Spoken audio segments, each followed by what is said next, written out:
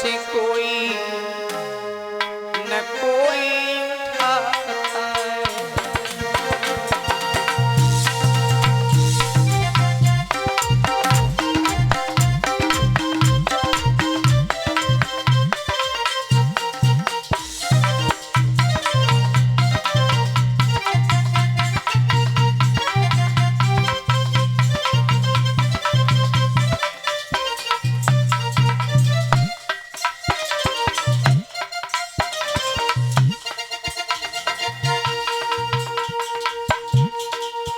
लोग कहते हैं अनजाने में सब माफ है, अगर जानबूझ के करो तो पाप है।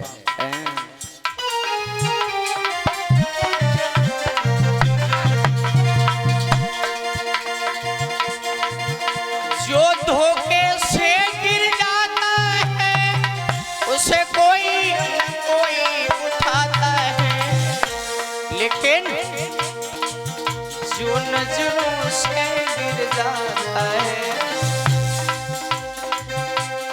कोई उठा नहीं पाता है।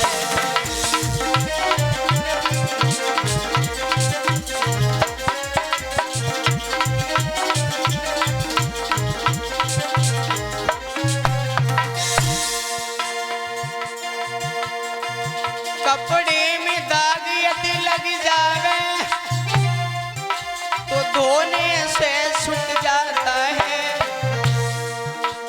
कुल में दाग जो लग जावे उसे कोई छुटा नहीं पाता है।